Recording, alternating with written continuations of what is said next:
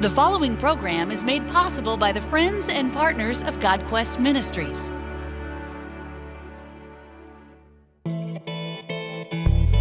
Can a biblical creationist make sense of astronomy? From the CTN studio in Pensacola, Florida, this is the Creation Today show. I'm one of your hosts, Eric Hovind, and I'm joined by Paul Taylor.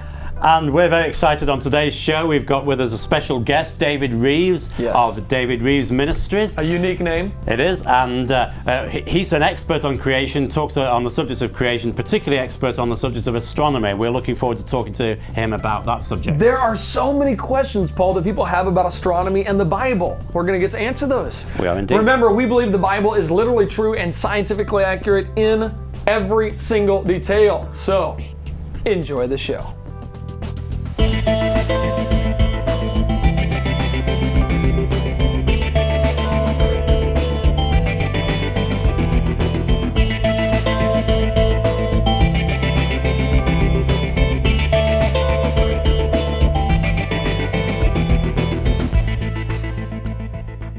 So many questions about astronomy and the Bible. We thought we'd take today's show to teach you a little bit of truth about astronomy. But before we do, a couple of announcements.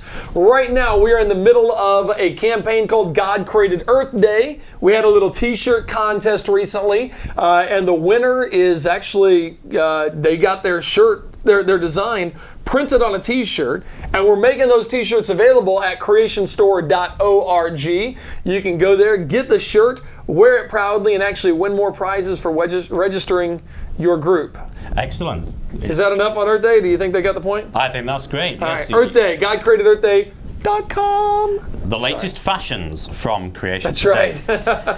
And coming up in July 2013, there's a very important conference, a large conference organized by Answers in Genesis. So large, they're calling it the Mega Conference. It's mega. The Mega Conference 2030. There's some very, very important speakers there. Boy. Lots of Answers in Genesis speakers. There'll be people like Ken Ham, Andrew Snelling. Todd Friel from Wretched Radio is going to be there. That's right.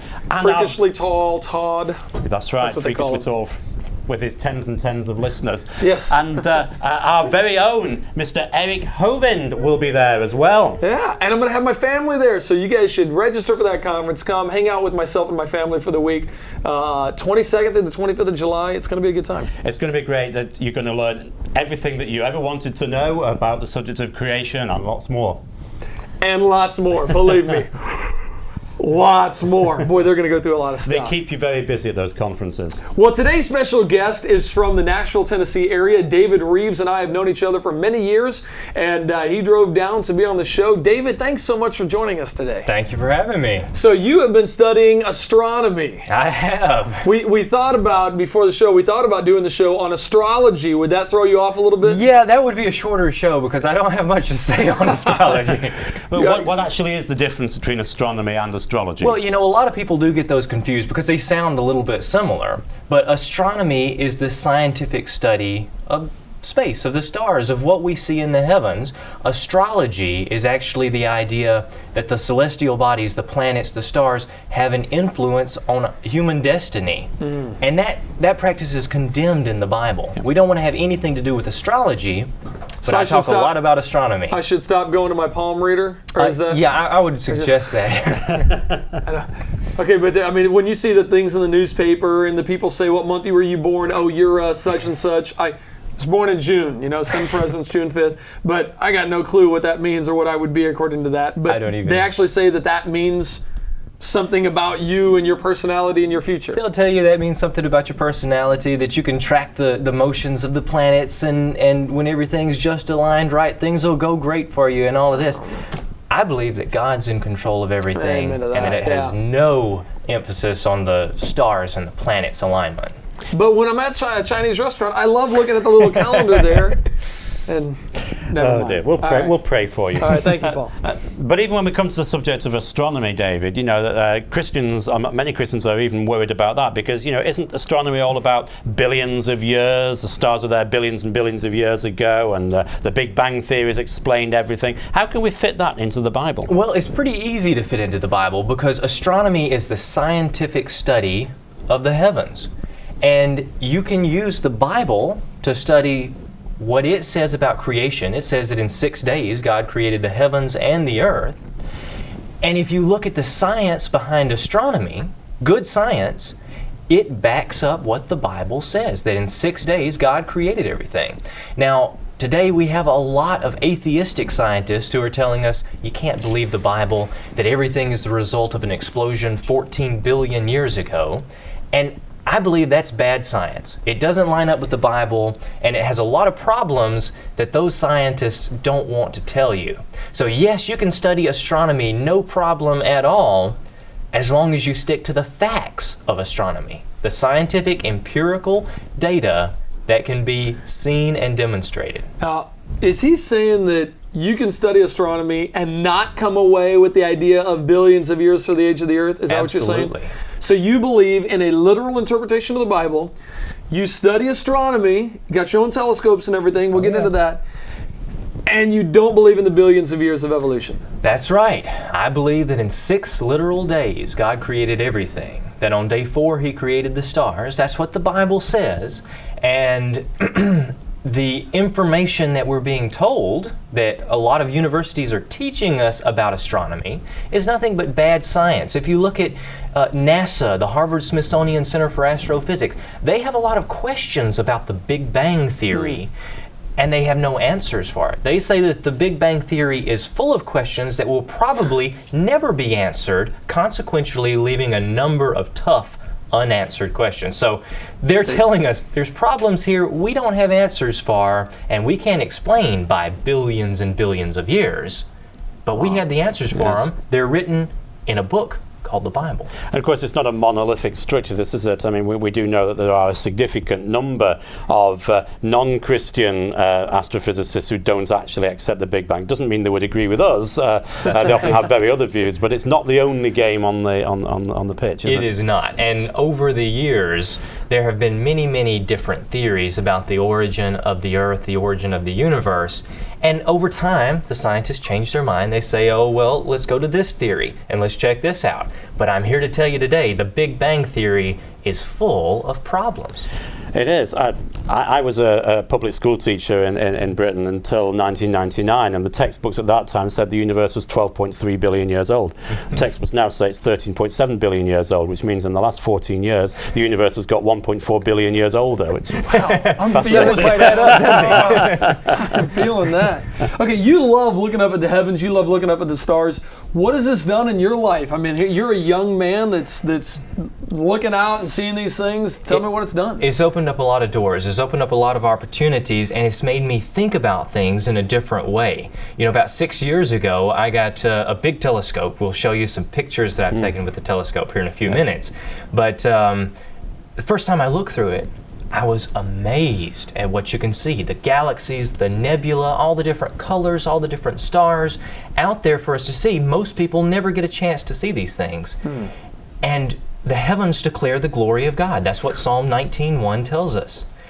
I believe that, and one look through the telescopes that I use, that I employ, that I can look through every night, just one little glimpse will tell you there's something special out there. The heavens declare the glory of God. Wow. I think it was it Albert Einstein that said any serious student of science will look out there and will realize, will recognize there's somebody out, there's something going on. There's somebody in control of all of this. I didn't get that quote exactly right. Look it up. Einstein. It's certainly true, isn't it, that many of the early pioneers of astronomy were in fact biblical Christians. They were. Yes. Kepler, Galileo, Sir Isaac Newton, all of the legendary scientists believed in a creator. They couldn't see how any of this could have been formed by chance over billions of years. And in fact, a lot of them talked against the idea of things being formed by chance, and they said there has to be a creator for everything we see. Well, I got one that's going to stump him, Paul. Oh, yeah? How can we see starlight that's millions of light years away, Mr. David? Right after the break, we're going to ask Mr. David that question. How do we see starlight that is millions of light years away if the Earth is only 6,000 years old? We'll be right back. Nearly 2/3 of students who attend church will walk away after they turn 18. What's happening? Do you know the answers that people need? Answers in Genesis will show you how to make a difference in today's culture. Already Gone by Ken Ham and Britt Beamer shows how to fight back for our families, church, and world.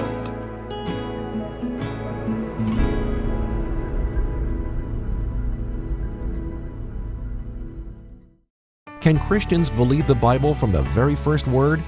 This new study, The 6 Days of Genesis by creation speaker Paul Taylor, will help Christians understand exactly what happened during the creation week and why it is foundationally important to believe it.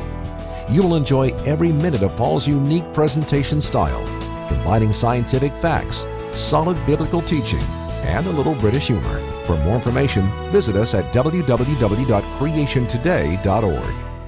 Welcome back. You're watching the Creation Today show with me, Paul Taylor, and with Eric Hoven, and our special guest, David Reeves. We're really glad that you're here in the studio to answer very difficult questions, David. Yes. And We're going to stump him on this one, Paul. I just know it. I can feel it. That's good.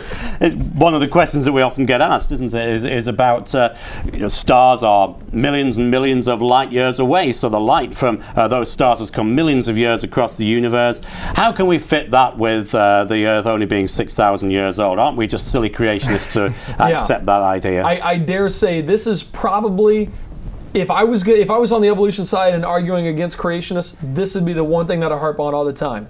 So as Mr. Studying astronomy over there, what do we got? This is probably one of the questions that I get the most in my seminars and presentations. And really, there are several different ways to look at it. Most of what we have are theories, just like most of the evolutionists' ideas are theories. But one of the theories that makes the most sense to me is the theory of gravitational time dilation. And what we found is that atomic clocks in different elevations run at slightly different rates. And we believe that that's caused by the gravity, the different effects of gravity. Well, if you look out in the universe, we're talking about massive differences in gravity. If gravity affects time, then that means that it may not take millions and millions of years for the starlight to get to Earth. Now, if it doesn't take millions of years, this was using Einstein's theory of relativity as well as several other concepts, and the theory of gravitational time dilation as an idea how the starlight could get to us in much, much shorter times than what the evolutionists would tell us. It makes a whole lot of sense, and it explains quickly and easily how we see what we see in 6,000 years. I'm trying to picture this in my mind. So you're saying time runs differently with less gravity. It literally affects time. That's exactly right. It's going to be hard for some of you guys to wrap your brains around. Okay, I'm going to try to wrap mine around that. Well, this is, it's a scientific principle that has been observed in our limited regions that we can measure things. Right. But the concept, when you get vastly different gravity farther out in the universe that you go, vastly different rates of time, moving faster and slower, it explains it perfectly. Very interesting. It works. It fits. So and it makes a lot of sense. Mm-hmm. Another question that we get all the time on a related subject really is people will say, well, we've looked through telescopes and things and you can see stars forming out there. So what do you have to say to that then? Well, a lot of people tell us that, you can see that stars form regularly. And they'll even point to different nebula, and they'll say, oh, we've seen stars form in these nebula. Well, you may have seen the gas clouds move apart and reveal another star, but that star was always there. Yes. If you read the Bible, it tells us that the stars were formed in the beginning on day 4. We do not see stars forming. We've never seen a star form. Now, in our relationship of time, in our finite little world here, they would tell us that the stars take millions of years to completely form, and that's something that we could never even see if we tried. This is something that would take millions of years to actually be able to document. So you're never going to see that happening. We haven't seen it even begin to happen. Now, I've have pretty large telescopes. Can we see a picture of one of the telescopes that I use right now? Yeah, this is amazing. Let's pull this up. You definitely got some, man, that thing is a very large telescope. That is got that at Walmart, did you? That's a $5 Walmart telescope. But the guide scope on top costs a little bit more. No, that is a professional 16-inch Meade GPS telescope. It has advanced optics in it, more advanced than what normally comes in it. I transport this telescope to different places, and in one of my transportation attempts, a mirror fragment broke, and You mean it's hard to see the stars when your mirror is broken? Yeah, okay, but I was able to good. upgrade the optics to Ritchie-Crichton optics, which is what the Hubble Space Telescope uses, which is currently orbiting the Earth right now. Do you have more pictures of this on your website, by the way? I do. You can go to davidrives.com, davidrives.com, Awesome. and see all kinds of pictures that I've taken with my telescope. This thing is a monster, and it's fully automated, fully GPS. It sets itself up. It finds over 100,000 different objects with the push of a button. And I've also got a special imaging system that it's connected to where I can take pictures of what I see. It's not like just I get to see what's there. I get to share it with everybody. All right, let's and I get check to it out. post these things on the internet. That's what I want to see. And all of this. Well, one of the recent things that I was able to do is to put a special solar filter on the front and take images of the transit of Venus across the face of the sun. Let's take a look at the first picture right now. All right. And if you take a look and you see in the upper right-hand corner a tiny black speck beginning to appear across the face of the sun, that is the planet Venus as it goes across the face of the sun. Now, this happened on June 5th, 2012. It was a very limited event, so I had to take pictures as fast as I could and get these images while they were available. This will not happen again in our lifetimes. Whoa. Not for another about 104 years, I believe. Well, I might be around. I'm eating healthy. Good luck on that. I wish you all the best. Thank you very much. But this is a very, very limited event that I was able to get photographs of. And if you take a look at this next picture here, you can see as the sun was going down, it was almost below the horizon, and I was able to take a photo of the planet Venus farther down on the sun. Now, that's really this cool. is just one of the things. This is just in our solar system. But I'm also able to see things that most people can only dream of seeing. Now let's take a look at the next photo. And what you see on the screen here is the Rosette Nebula. And this is extremely far away. It's a nebula, which in Latin means a cloud. So it's a cloud of dust and gases. And these beautiful colors that you see are really all there. And I'm able to share this with people with my special imaging systems on the telescopes. So you took that picture right there? I took that picture. Dude. If you take a look, that's a lot of stars. A lot of stars. That's a lot of stars. Now the next photo is an image of the Great Orion Nebula. And to me, that's one of my favorite because it's so colorful. You can see the blues, the purples, the reds.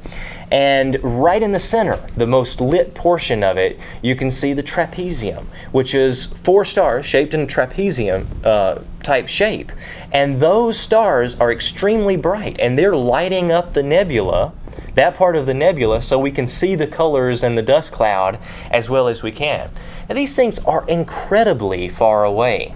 Wow. We're talking about things that would take us hundreds of thousands of years to reach, traveling at the speed of our fastest spacecraft. Oh my goodness. Yet we're able to see these things. Now, for several thousand years, a lot of these things could not have been seen. And only through the invention of telescopes and the optics that can see that far out and see with that detail are we able to actually witness God's incredible design in the universe. We look around the earth today and we see all sorts of representations of God's glory, but when we look up in the sky, we see so much more. Wow. Well, all right, I got more questions for you because I'm going, all right, scientists say that all these stars just evolved over billions of years. Is that possible? But we got to take a break, so let's come back and let's talk about a few more of those things, and then I just want to know where we can get more information on this stuff as well. Right. So we'll take a quick break and be right back.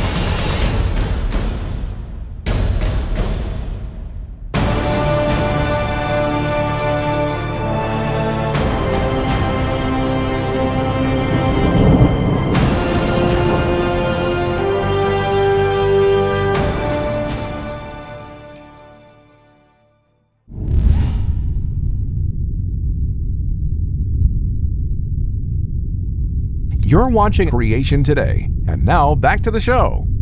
We've got a biblical creationist that studies astronomy in the studio today, talking to us about the truth of starlight and time. By the way, is there a place where they can get more information on this gravitational GTD, gravitational time dilation, GDT? That's easy for you to say. I've got some resources on my website, davidreeves.com. Perfect. And they can go check all of that out. Awesome. A lot of articles as well, so you can see a lot of information on there. Excellent. Now, you've written several books. You've got your DVD documentaries that you've done, really explaining all the science. You like dealing with facts, don't you? I do. I really like to take a look at the facts and see what they're showing us and put theory out of the way. I mean, theory is necessary for some parts of science to try to understand how things are working. But let's take a look at the facts and see what they seem to be telling us. And that's what I do in all of my documentaries and books. All right, so you got some great pictures that you've taken. How long does it take to make those stars, do you think, Paul, in the star factory? I would think they're quite fast. You think they're pretty quick? I would say so. You must get one a year, maybe. We get one a year? That would be pretty big. They literally teach that these gas clouds condense into stars. That's right. Which goes against Boyle's law, but hey, who cares? They're scientists making up their own theories. We can make up whatever we want, as long as evolution is true. We did a little, before the show, David and I sat down and did a couple calculations to see how fast stars would have to form. Wow. Yeah. David, do you remember how many stars they say formed in the last, 13.4 billion years? Too many numbers. Too many numbers. But you're going to run it down for us. Check really this quickly. out. When you look it up, they'll say that they have that all 76 sextillion stars that we know about, there might be some that we don't know about, formed in 13.4 billion years. Okay? At that rate, you take 76 sextillion divided by 13.4 billion years. That means that you have 5,232,880,597,015 stars forming every single year. How many was that? Not going to repeat it. Rewind the video. That means you divide that by 365. 14,312,000,000 stars forming every single day. That is... But less on a leap year. That's not on a leap year. You're right. It's messing me up there. That is, 596,333,000 stars forming an hour, or 9,938,000 stars forming in a minute, or 165,648 stars forming every single second for 13.4 billion years straight. That's a lot. So, a whole lot. You got a telescope. You got to see these things forming, right? Is that what happens? Last second I looked through my telescope, I did not see 100,000 stars forming. I didn't even see one. Nothing. You got nothing out of all that. No. Oh, man, I was disappointed here. I thought we were going to give a shot to evolution and say, hey, there's a chance. There's no chance. Well, you know, people try to tell us that evolution is science. Right. But the only way I can see that evolution is a science is science fiction. There's too many problems with point. evolutionary theory, and especially with the Big Bang.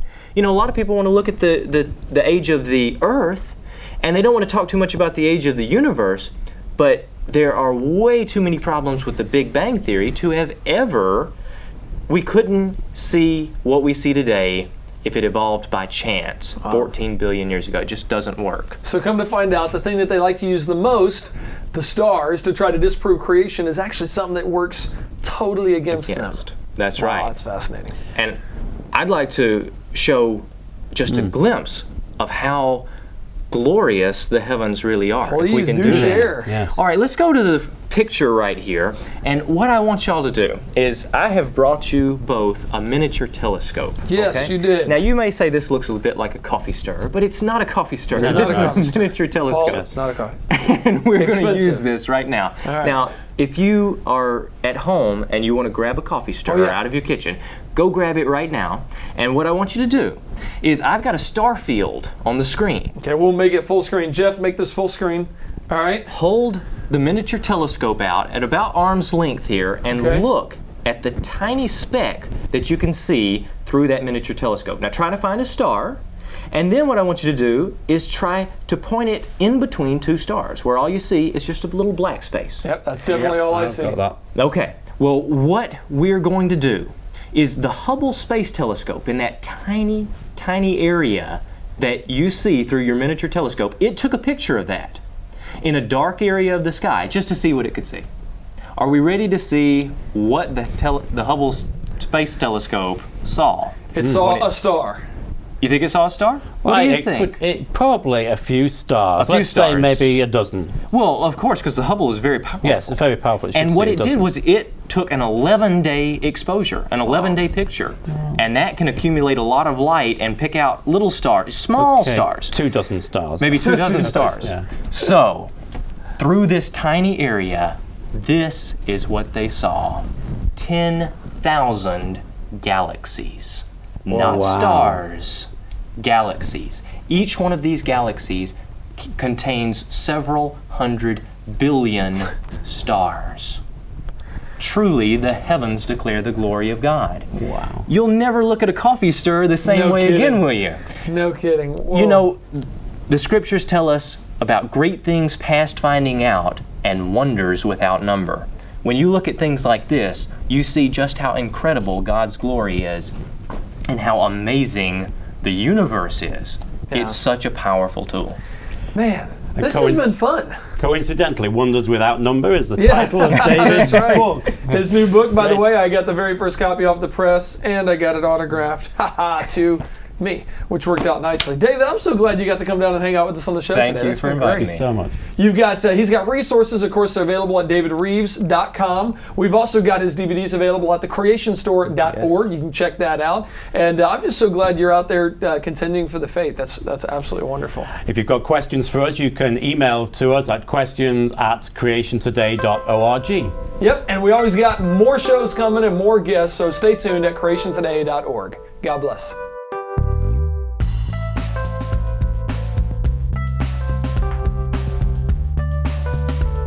Do you need the tools to defend your faith? Visit our websites for up-to-date content. Attend one of our live events. And shop online at creationstore.org. We are Creation Today.